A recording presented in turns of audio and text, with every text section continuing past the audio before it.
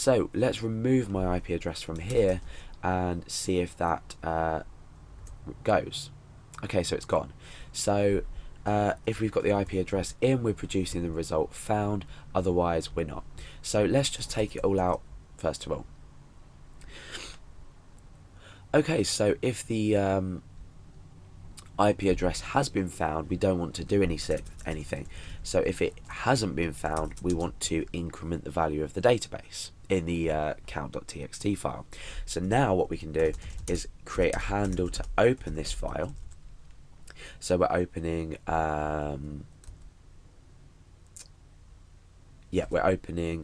we'll create a variable called file name, and that's going to be count.txt. So we're opening count.txt, so we're just substituting that in there, and we're opening this to read in the value.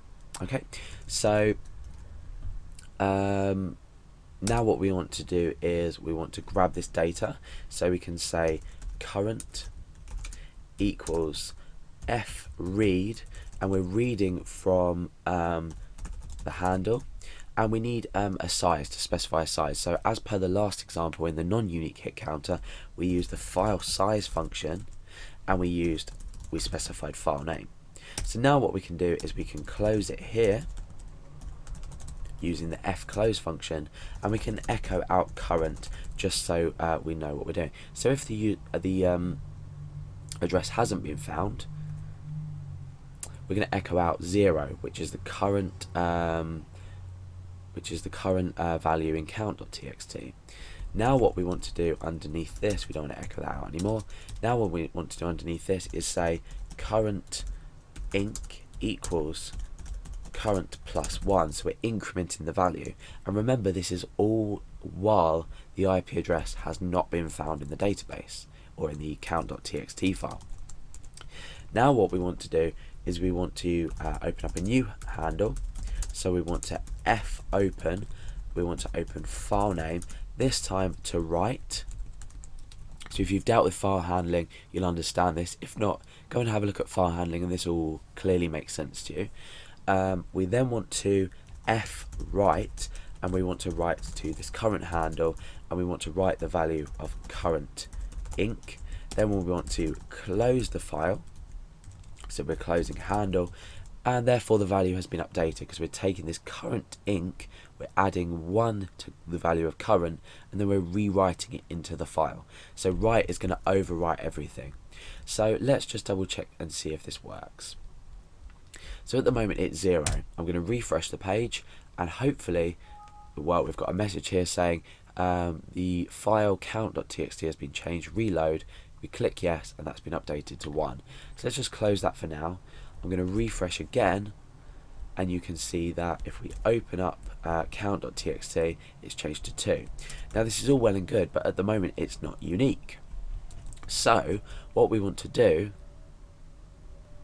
is after we've inputted, after we've written to this file, we want to open the ip.txt file, and we want to append an IP address onto the end of it.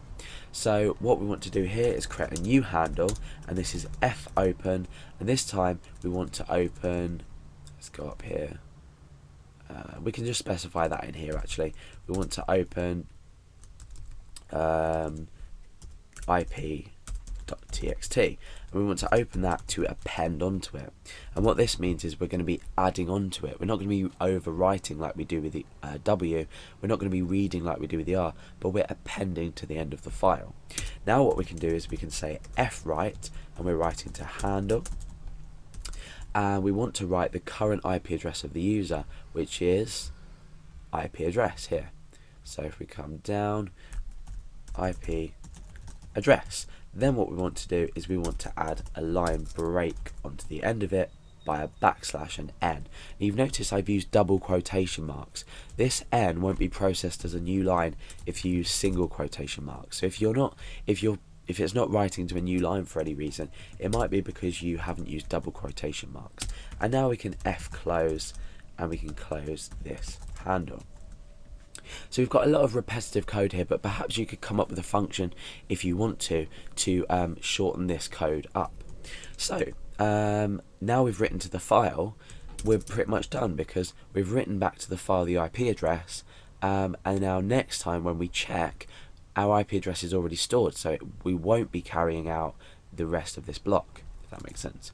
So we'll come to count.txt, make sure that's 0, come to IP, make sure there's nothing in there. Now if I was to refresh, okay, we're obviously not getting any output. Now let's open up count.txt. You can see that's now at value 1. Let's close that. Let's open up ip.txt, and you can see that my IP address is written in there. Now let's close this and try and refresh again. So we've refreshed again. Now normally without the with a non-unique hit counter, this value would have incremented here, but because we've done this loop here, the IP address should have already been detected. Found will be set to true, and therefore this block here will not be run. Sorry, this block here will not be run. So we're not going to be updating this, and we're not going to be adding the IP to the file. So let's open up count.txt. This is still at value 1 because we've already recognized that our IP address has visited this website. If we open up ip.txt, the IP address is still there, nothing's been added because this has been detected, therefore our value has not been updated. So this is a really simple way to create a unique hit counter. The code has been reused to some extent here, so you could perhaps come up with a function that would allow you to combine these and write particular data to them. But for now I'm not going to be doing that because this video is just about creating the hit counter. It's totally up to you to tidy up the code from what you've learned with dealing with functions and arguments, but for now this is the short and sharp unique hit counter.